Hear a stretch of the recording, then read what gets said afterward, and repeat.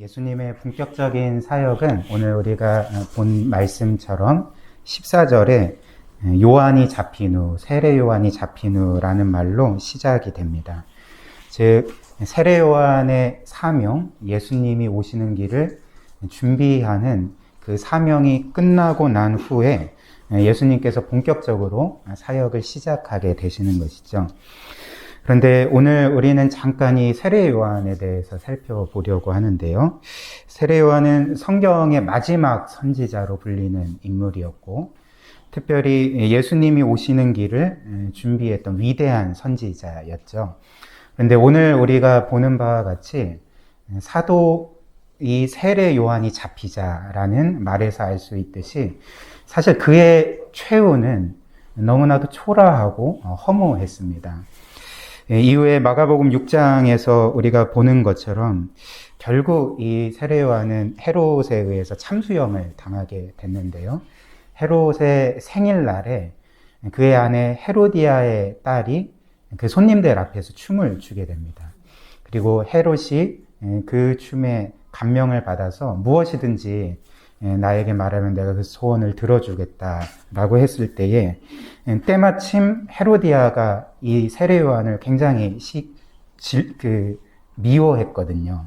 왜냐하면 그 헤롯과 자신의 죄를 지적했기 때문에 그 이후로 이 세례 요한이 잡히게 됐는데 이 헤로디아가 딸에게 너는 이 세례 요한의 목을 달라 하라고 했고 헤롯은 그 요청을 들어서 요한을 결국 참수하게 했던 것입니다. 참 세례 요한은 그 당시 많은 사람들에게 엘리야가 다시 살아났다라는 평을 듣기도 했고 또 어떤 때는 예수님에게도 이 세례 요한은 엘리야다, 나의 길을 준비하는 엘리야다 이렇게 말씀하시기도 한 것처럼 어떤 면에서는 너무나 위대한 선지자였지만 사실 우리가 기대하는 그 구약의 엘리야 같은 경우는 굉장한 기적과 능력의 사람이 아니었습니까? 그러나 이 세례 요한은 엘리야처럼 기적을 행하지도 못했고 어떤 큰 능력을 행하지도 못한 선지자였습니다. 그래서 사실 이 세례 요한의 사역이나 세례 요한의 최후를 보면 어떤 면에서는 너무나도 초라한 또 너무나도 허무한 그런 삶의 끝을 보여준다고 또 생각되기도 하는데요. 그러나 세례 요한의 위대함은 사실 그의 어떤 기적이나 능력에 있지 않죠. 세례 요한의 위대함은 사실 예수 그리스도를 가리키는 데 있었습니다. 사람들로 하여금 오실 예수님을 맞아들이도록 이렇게 준비시키는 일, 모든 사람들을 이 보도로 예수 그리스도를 가리키고 그분을 바라보게 하고 그분께로 수많은 사람들을 인도하는 일에 있어서 바로 세례 요한의 위대함이 있었다는 것이죠.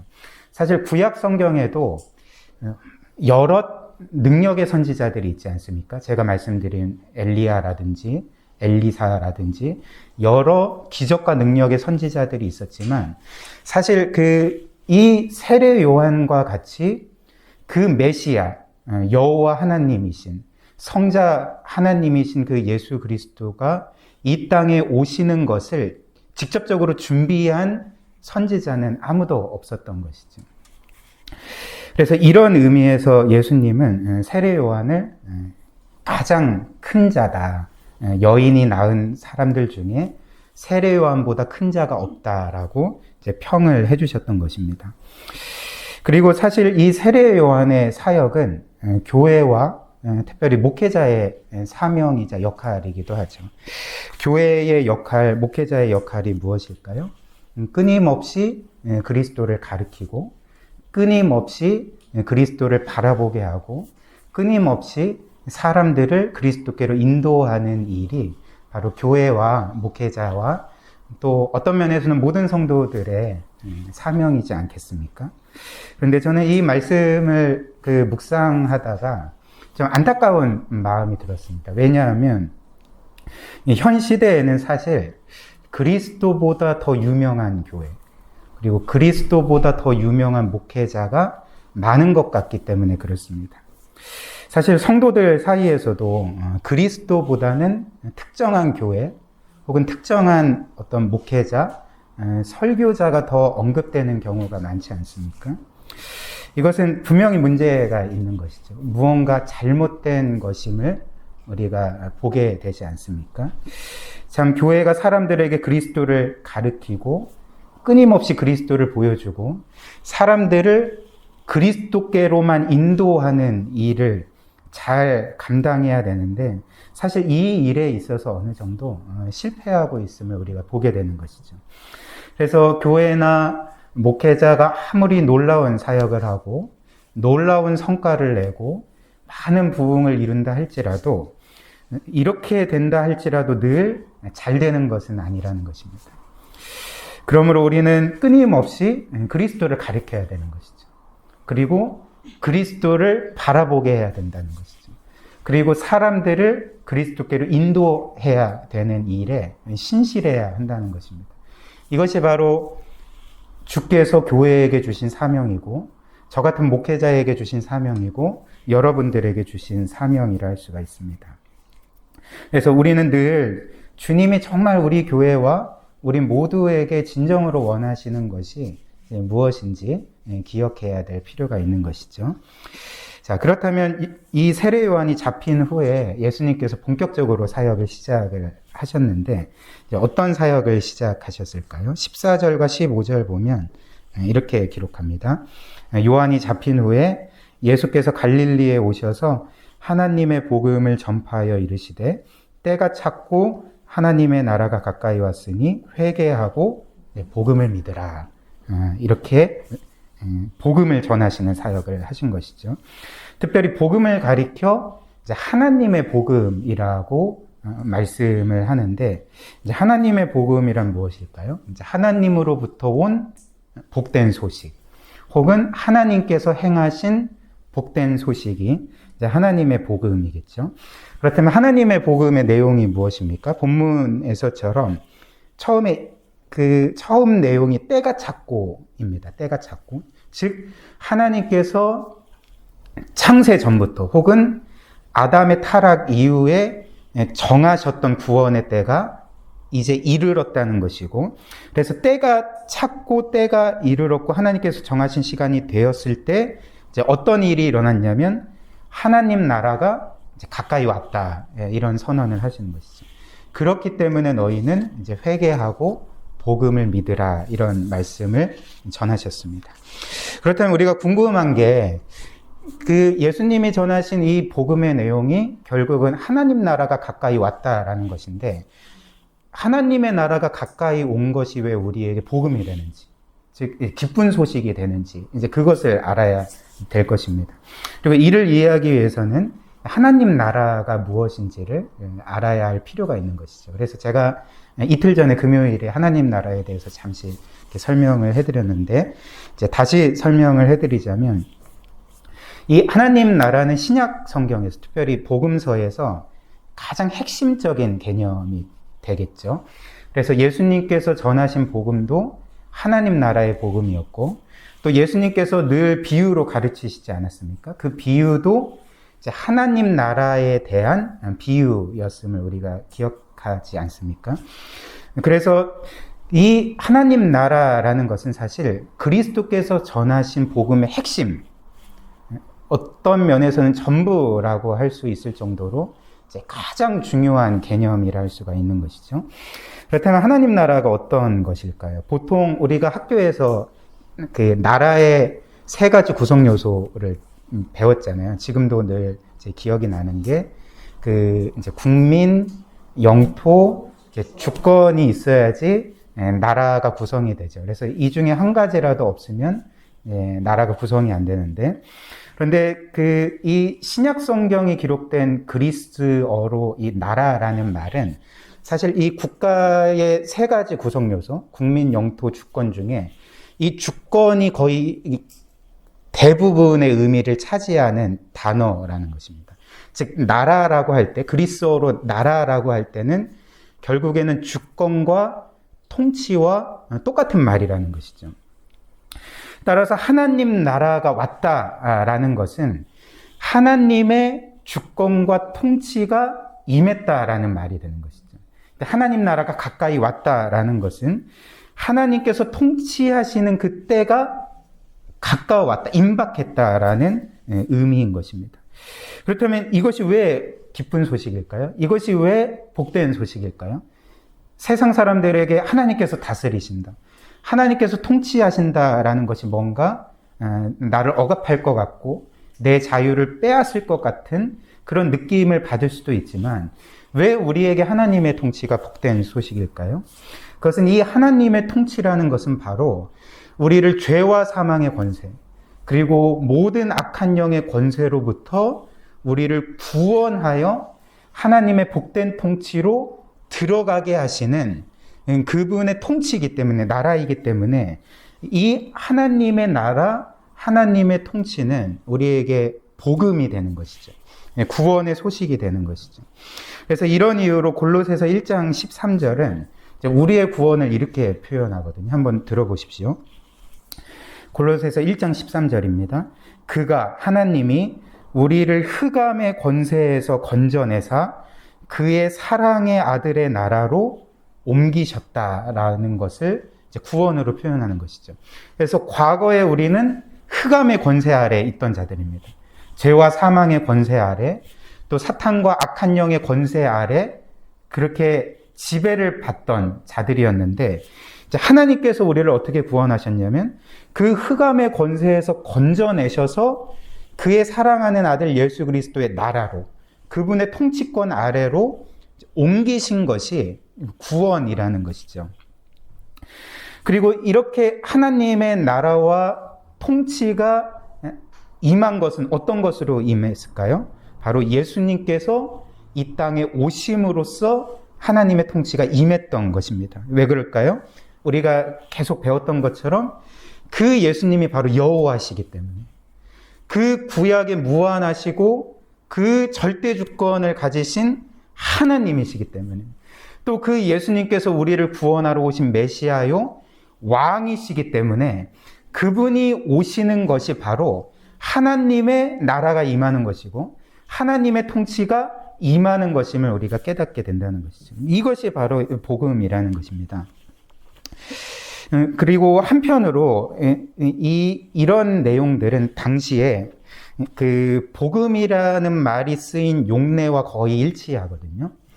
그러니까 이 복음이라는 단어는 사실 그 당시 기독교 안에서만, 교회 안에서만 쓰인 것이 아니라 로마 제국 안에서도 그 빈번하게 쓰인 말이었습니다. 그때 이제 기록을 보면 이런 기록이 있거든요. 황제 아우구스투스의 복음, 이런 기록이 남아 있거든요. 그 내용이 무엇이냐면 로마 제국 안에서 황제의 아들이 태어나거나 혹은 그 황제가 어떤 전쟁에서 크게 승리하여서 그 제국과 나라를 구했을 때 이제 그것을 가리켜 이제 복음이라고 불렀던 것이죠. 이제 황제의 복음, 이렇게 불렀던 것이죠. 그래서 이 복음이라는 말은 사실 그 모든 좋은 일에 무차별적으로 쓰이던 단어가 아니었습니다. 뭐 내 생일이니까 복음이야, 혹은 내가 결혼했으니까 복음이야, 뭐 이런 그 어떤 면에서는 뭐 사소하진 않지만 그렇다고 해서 뭐 국가 차원으로, 사회 차원으로 중요하지 않은 일에 복음이라는 말이 쓰이는 것이 아니라는 것이죠. 이 복음이란 이렇게 국가 차원의 일, 그리고 제국 차원의 일에서 큰 승리를 거뒀거나 큰 구원의 일이 일어났을 때에 그것을 복음이라고 했다는 것입니다. 마찬가지로 이제 황제의 복음이 아니라 이제 하나님의 복음인 것이죠. 그러니까 예수 그리스도의 복음인 것이죠. 저는 그 복음의 내용이 무엇이겠습니까?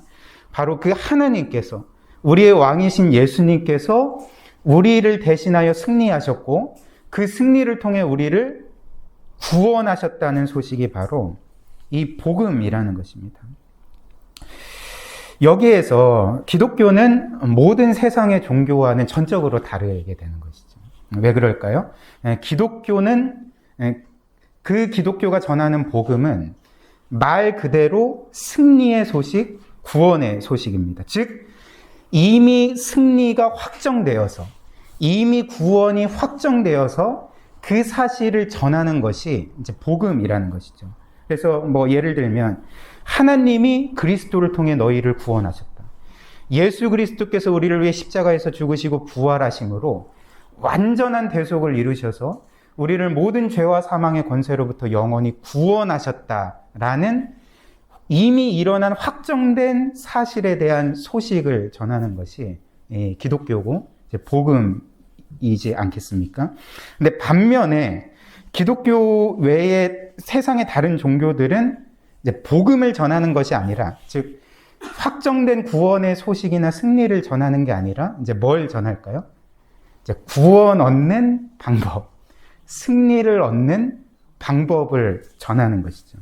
그래서 그 세상의 종교들은 이렇게 말하는 것이죠. 너가 이렇게 하고 저렇게 하고 이렇게 쓰고 저렇게 쓰면 구원을 받을지도 모른다. 그러나 실패할 수도 있고, 만약에 너가 실패한다면 너에게는 구원이 없다. 이게 이제 세상의 종교들이 전하는 바라는 것입니다. 쉽게 예를 들어 설명드리면 2차 세계대전 때 그 어느 지역에 연합군의 한 부대가 독일군에게 수세에 몰려서, 그래서 결국 산속 깊은 곳으로 숨었다고 해봅시다. 근데 결국 그 얼마 후에 연합군이 독일군에게 승리하게 되잖아요. 그래서 이 연합군이 이 승리의 소식을 전 유럽에 전하게 되었고, 특별히 지금 이 수세에 몰려서 산속 깊이 들어간 부대처럼 혹시나 그 외진 곳에 숨어 있는 병사들은 있지 않을까 해서 이제 비행기로 승리의 전단지를 이렇게 확 뿌리는 거죠. 그래서 이제 그 병사들도 그 비행기에서 뿌려진 전단지를 받아서 딱 보니까 연합군이 승리했다는 거예요. 그렇다면 이들이 지금 상태에서 구원을 받고 승리에 참여할 수 있는 방법은 뭘까요? 싸워야 될까요? 끝까지 우리는 싸운다. 피 흘리기까지 싸운다. 사실 싸울 필요가 없는 것이죠. 이미 전쟁은 끝났고 연합군의 승리로 모든 전쟁이 종결됐기 때문에 사실 더 이상 싸울 필요가 없는 거예요. 이미 독일군도 다 도망친 상태에서 이제 본인들만 산속 깊은 곳에 숨어 있기 때문에 그런 상황들을 모를 뿐인 것이죠. 근데 이런 상황에서 이제 그들 사이에서 이런 말이 오가는 거죠. 야, 이거 혹시 독일군이 우리를 끌어내려고 하는 계략 아니야? 뭐 이런 식으로 이야기를 하면서 만약에 그 승리의 소식을 믿지 못한다면 어떻게 되겠습니까? 이미 승리는 이루어졌는데도 불구하고 그 승리에 참여할 수가 없는 것이죠. 구원을 얻을 수가 없는 것이죠.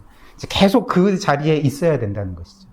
그러나 그 승리의 전단지를 받고 믿기만 하면, 그래서 믿어서 그 자리에서 나와서 고향으로 돌아가면 그 승리의 기쁨과 구원의 감격들을 누리게 되는 것입니다. 이게 기독교의 복음이라는 것이죠. 그런데 세상의 다른 종교의 경우는 어떠할까요? 이제 비행기로 전단지를 확 뿌렸는데 이게 승리의 소식을 전하는 전단지가 아니라 이제 어떤 거냐면, 너희가 그렇게 고립되어 있는데 이렇게 저렇게 하면 독일군의 포위를 뚫을 수 있다. 그리고 그 전투에서 승리할 수 있다. 그래서 승리의 소식이 아니라 승리할 수 있는 전략을 알려주는 거죠. 근데 이제 그 안타까운 거는 실패할 수도 있다. 너희가 전멸할 수도 있다. 그러니까 이렇게 알려주는 것이 사실 세상의 종교들이고, 이게 이제 기독교의 복음과 세상 종교들이 전하는 바의 그 현격한 차이가 된다는 것입니다. 그래서 이런 이유로 예수님께서 15절 말씀 보면 이렇게 하나님 나라가 가까이 왔으니까, 하나님의 통치가 임박했기 때문에 너희는 회개하고 복음을 믿으라라고 말씀하시는 거죠. 즉 복음을 행하라고 말씀하시지 않고 믿으라고 말씀을 하시는 거예요. 왜 그럴까요? 이미 예수님께서 모든 구원을 이루시고 완전히 승리하셨기 때문에 사실 우리 편에서는 뭘 할 게 없는 거예요. 뭘 할 게 없고 우리가 할 수 있는 것은 그 승리의 소식, 구원의 소식을 믿기만 하면 되는 거죠. 이제 받아들이기만 하면 되는 것이죠. 그렇기 때문에 예수께서, 그리고 성경 전체가 그 예수 그리스도를 믿으면 구원에 이르고, 그 예수 그리스도를 믿으면 하나님께서 이루신 승리에 참여하게 되고 우리는 영원히 살게 된다라고 선포하는 것입니다. 그런데 예수님께서는 믿으라고만 하시지 않고 앞에 이제 회개하라라고도 말씀하시죠. 이제 회개하고 믿으라라고 말씀하신 것입니다. 그렇다면 믿으라는 것은 이해가 되는데 왜 회개하라고 하시는가? 왜냐하면 불행하게도 우리는 회개하기 전에 사실 적군 편에 서 있기 때문에 그런 것이죠. 그러니까 예를 들면 독일군 편에 서 있기 때문에 그런 거죠. 원래는 연합군이었는데 배신해서 독일군 편에 서 있다고 생각을 해보면, 그렇다면 다시금 구원받고 승리에 참여할 수 있는 방법이 무엇이겠습니까? 회개하는 것이죠. 자기의 죄를 뉘우치는 것이죠. 그래서 그 모든 회개의 과정을 통해 하나님께로 돌이킬 때, 그분을 믿을 때에 하나님께서는 은혜로서 값없이 우리의 과거의 모든 죄악들을 기억하지 아니하시고 우리를 전적으로 받으시는 것이 바로 이 복음의 복된 소식인 것입니다. 한편 예수님께서 이렇게 공생애 동안 복음만 전하신 것이 아니었죠. 오늘 또 이제 본문 말씀 보니까 예수님께서는 복음을 전하시면서 자신과 함께 복음을 전하고, 또 예수님이 죽으시고 부활하시고 승천하신 이후에 그 교회를 세우고 땅끝까지 복음을 전하게 하실 목적으로 제자들을 부르시는 일들을 하고 계십니다. 그래서 16절에서 20절까지 보면 예수님께서 가장 먼저 이제 베드로와 안드레를 부르시고, 이제 곧 이어서 야고보와 요한을 부르시고 제자로 삼으셨던 것이죠. 그런데 그 당시의 문화로 보면 사실 그 굉장히 특이한 점이 있습니다. 당시의 스승들은 사실 그 제자들을 먼저 찾아가는 법이 없었거든요. 제자들을 먼저 모집하는 법이 없었거든요. 오히려 제자들이 그 탁월하고 유명한 스승들을 찾아와서 나를 좀 제자로 삼아 주십시오. 나를 좀 가르쳐 주십시오. 이런 요청을 한 거지, 사실 스승이 먼저 제자를 찾거나 내 제자가 되죠라고 그렇게 요청하는 법은 없었습니다. 그래서 이 점은 고대의 서양이나 동양이 똑같았거든요. 우리가 아는 뭐 소크라테스나 혹은 플라톤이나 아리스토텔레스도 그렇고, 동양의 뭐 공자나 맹자 같은 그 위대한 스승들도 사실 이렇게 제자들을 찾아다니지 않고 오히려 그 명성을 들은 수많은 사람들이 나를 제자로 삼아 주십시오, 받아 주십시오, 나를 가르쳐 주십시오, 이렇게 제자들이 모이지 않았습니까?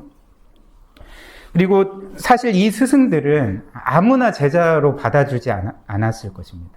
뭐 오는 족족 그래 너도 제자하고 너도 제자하고 너도 제자야, 이렇게 하진 않았을 거란 것이지.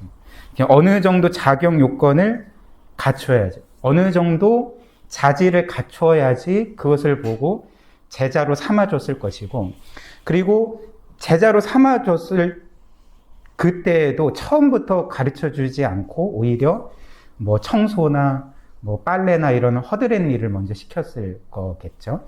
그래서 그 옛날에 그 무협 영화 보면 그 부모님의 원수를 갚기 위해서 내가 그 전설의 무술가를 찾아서 배워야 되겠다 해서 딱 가면 처음에 그 제자로 가까스로 제자로 받아주고, 제자로 받아줘도 그 뭐 청소시키고 뭐 빨래시키고 뭐 심부름시키고 허드렛 일 시키잖아요. 그러니까 이랬을 거라는 거죠. 그런데 이상하게도 예수님은 제자들을 찾아가신 것이죠. 그들을 찾아가시고 그들을 먼저 부르시고 그래서 그들을 제자로 삼아 주셨는데, 사실 우리가 다 알다시피 이렇게 예수님이 찾아간 자들은 그 훌륭한 자들이 아니었습니다. 지금 그 우리가 보고 있는 본문의 이 베드로, 안드레, 그리고 야고보, 요한도 그들의 직업이 무엇이었습니까? 어부였죠, 어부. 이제 그 당시 어떤 면에서는 그 이제 하층민에 속하는 그 바리새인이나 서기관이나 그런 지도자급의 그 사람들이 볼 때는 아주 낮은 부류의 사람들이 그 어부이지 않았습니까? 또한 이들은 지성이 훌륭하지 않았을 뿐만 아니라 그들의 인격 또한 훌륭하지 않았습니다. 우리가 이후에 보듯이 사실 이들은 내가 가장 높아, 내가 가장 큰 자야 라고 하며 서로 싸우던 자들이 아니었습니까? 그리고 예수님의 12 제자 중에 심지어 우리가 아는 이 마태와 같은 세리도 있었던 것이죠. 그 당시 세리는 그 유대인 사이에서 가장 큰 죄인, 매국노라고 취급받던 자들이었는데 심지어 가장 큰 죄인이라 여기던 세리까지도 예수님이 찾아가셔서 제자로 삼아 주셨던 것입니다. 또한 예수님은 제자가 될 자들만 찾아가신 것이 아니죠. 사실 우리가 복음서 처음부터 끝까지 쭉 보면 예수님은 늘 사람들이 자기를 찾아오기를 기다리지 아니하시고 늘 사람들을 찾아다니신 주님이셨음을 우리가 알게 되지 않습니까? 예수님은 여기에 진리가 있다, 여기에 구원이 있다라고 하면서 건물 하나 딱 세워놓고 사람들이 오기를 기다리지 않으셨습니다. 늘 먼저 찾아가셨고 늘 먼저 다가가셨고 그리고 예수님이 늘 다가간, 먼저 찾아간 부류의 사람들도 그 당시 훌륭한 사람들, 경건한 사람들이 아니라 어떤 사람들이었습니까? 세리, 창녀, 가난하고 병든 자, 귀신 들린 자, 그 사회에서 가장 천대받고 무시받고 정죄받던 자들에게 늘 찾아가 그들을 구원하셨던 분이 바로 우리 예수님이 아니셨습니까? 이것이 바로 성경의 역사인 것이죠. 성경 처음부터 끝까지를 보면 늘 하나님이 먼저 죄인인 사람을 구원하기 위해 찾아가셨던 것이죠. 그래서 우리가 아는 것처럼 아담과 처음에 범죄에서 하나님을 피해 숨었을 때조차도 그들을 먼저 찾아가신 것이 하나님이셨고 노아와 아브라함과 또 야곱과 모세와 이집트에서 종살이하는 이집트 백성을 먼저 찾아오신 것도 하나님이셨습니다. 죄를 범하여 회개치 않고 하나님보다 우상 숭배하던 이스라엘 백성을 늘 찾아오셔서 때로는 징계하시기도 하였지만 그들을 먼저 구원하신 분도 하나님이시지 않았습니까?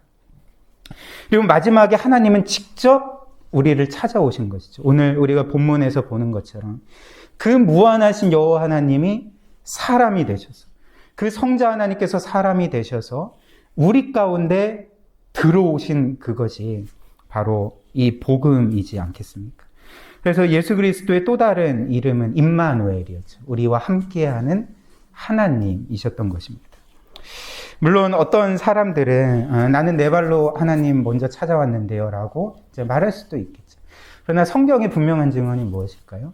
에베소서 2장 1절과 같이 사실 우리는 죄로 인해서 영혼이 죽어버린 자들입니다. 영적으로 죽은 자들이기 때문에 사실 하나님을 먼저 찾을 수도 없고 하나님을 먼저 믿을 수도 없는 자들이라는 것이죠. 그러나 만약 어떤 사람이 하나님을 먼저 찾게 되었다고 착각하고 있다면 그가 먼저 하나님을 찾은 것이 아니라 하나님이 먼저 그 마음에 역사해 주셨기 때문에 하나님이 그 마음에 먼저 찾아와 주셨기 때문에 그 마음 안에 하나님을 찾고자 하는 마음이 생긴 것이고 하나님을 믿을 수가 있고 그래서 하나님께 자신을 전적으로 맡길 수가 있게 된 것이죠. 그래서 예수님이 이런 말씀을 하셨죠. 요한복음 6장 44절에 보면 이런 말씀을 하십니다. 나를 보내신 아버지께서 이끌지 아니하시면 아무도 내게 올 수가 없다라고 말씀을 하셨습니다.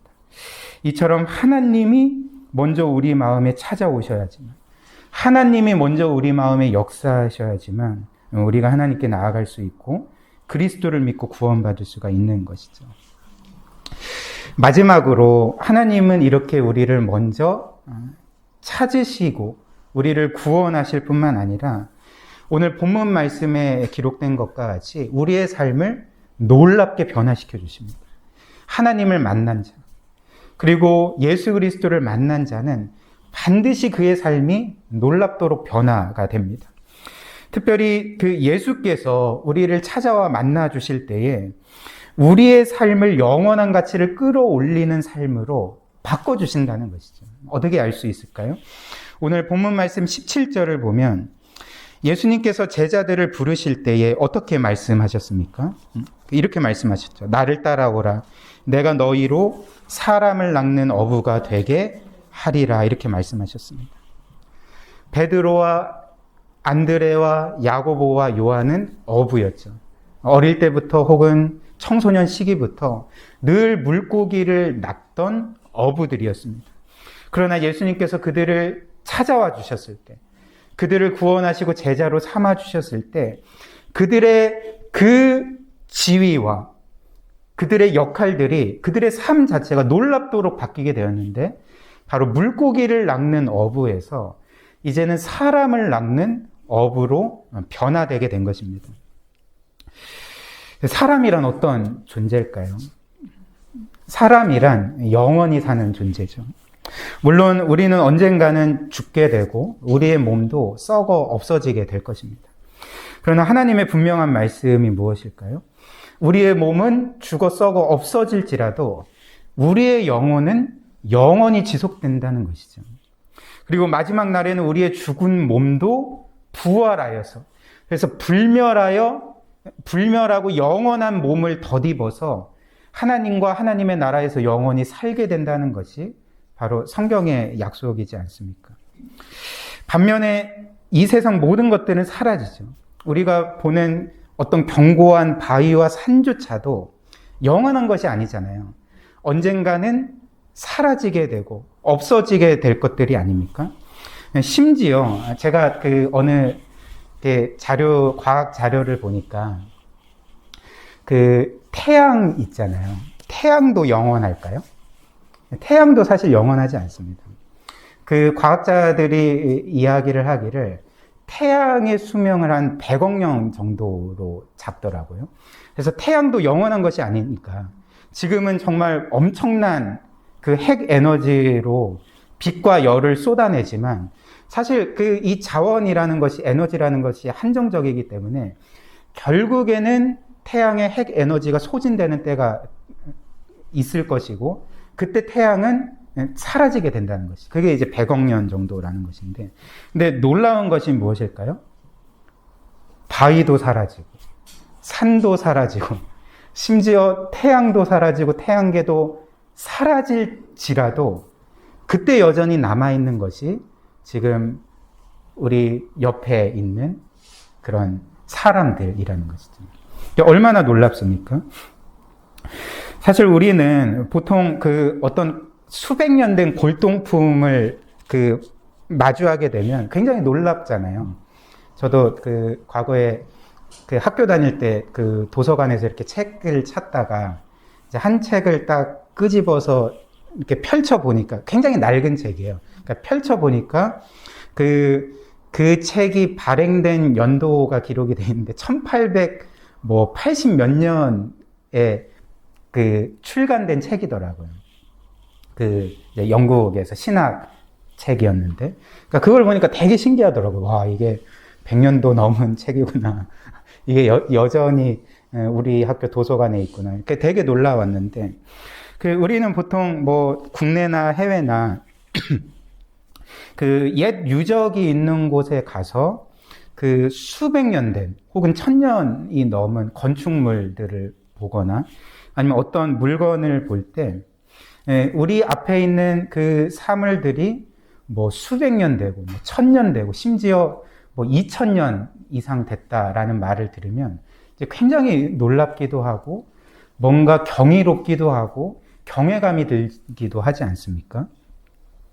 그런데 지금 여러분들 옆에 앉아 있는 우리 집사님, 권사님, 우리 청년들, 우리 자녀들이 그것과는 비교도 안 될 정도로 영원히 살게 될 것을 우리가 조금이라도 인식한다면 너무나도 경이로운 것이죠. 그래서 C.S. 루이스는 아마 우리 옆에 앉아있는, 우리와 늘 함께하는 우리의 친구들이, 우리의 이웃과 우리의 가족들이 영원히 사는 존재인 것을 우리가 조금이라도 깨닫게 된다면 우리는 그를 예배하고 싶어 할 것이다. 경외하고 싶어 할 것이다. 이렇게 기록을 했습니다. 이렇게 우리가 영원한 존재들인데 바로 예수께서 그 제자들을, 그리고 우리를 그 영원한 존재, 영원한 가치가 있는 사람을 낚는 업으로 불러주셨다는 것이죠. 특별히 이들은 어떤 존재일까요? 하나님께서 자신의 생명을 주시기까지, 아들의 생명을 아낌없이 주실 정도로 아끼시고 사랑하는 존재들이 아닙니까? 다 이런 존재들을 구원하는 일에 그 제자들과 우리를 불러주셨고, 그래서 우리로 하여금 영원한 가치를 끌어올리는 그런 존재로, 삶으로 이렇게 변화시켜 주신 것입니다. 물론 그 주님께서 제자들과 우리를 사람을 낚는 자들로 부르셨다는 말은 우리의 생업을 포기하고 이제 너는 신학교 가서 전임 사역자가 되라, 이런 말이 아니죠.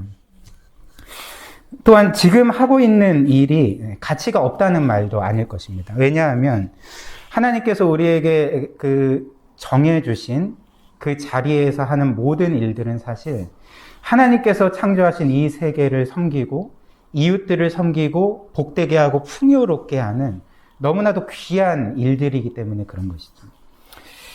따라서 하나님이 우리를 사람을 낚는 자들로 부르셨다는 말은 너가 지금 하고 있는 일을 그만두고 신학교 가서 전임 사역자가 되라는 말이 아니라 현재 하나님이 우리에게 정해주신 그 일, 우리가 어찌됐든 이 사회와 세상과 이웃과 가족을 섬기기 위해 성실하게 하고 있는 그 일을 말 그대로 성실하게 행하면서, 그러나 그 모든 궁극적인 목적을 이 땅의 가치를 끌어올리는 것에 두지 말고 영원한 가치를 끌어올리는 일에 두라는 것이죠.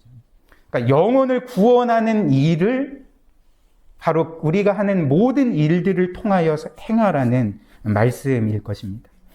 그래서 이전에는 우리가 이 세상의 가치만을 끌어올리는 직장인, 사업가, 혹은 예술가, 학생이었다면 이제 주님께서는 우리를 사람을 구원하는 영원한 가치를 끌어올리는 사업가, 직장인, 예술가, 학생으로 우리의 삶을 변화시켜 주신다는 것입니다. 사랑하는 고유 가족 여러분, 현재 우리는 어떤 가치를 궁극적으로 추구하고 있습니까? 하나님께서 우리에게 부여하신 그 일을 통하여서 우리가 내고 싶어 하는 결과, 우리가 궁극적으로 목적 삼아서 끌어내고 싶은 가치가 무엇입니까? 나의 직업과 나의 재능을 통해 나는 궁극적으로 무엇을 이루려고 하는 것입니까? 하나님께서 오늘 말씀과 같이 우리를 사람 낚는 업으로, 사람을 낚는 사업가로, 사람을 낚는 직장인으로, 사람을 낚는 예술가요 학생으로 부르셨습니다. 그리고 이 사명을 우리로 하여금 신실하게 감당함으로써 하나님의 영광을 드러내고 많은 사람들에게 영원한 생명을 흘려보내기를 원하고 계시는 것이죠. 이런 은혜가 우리 사랑하는 모든 고유의 지체들에게 있기를 원합니다.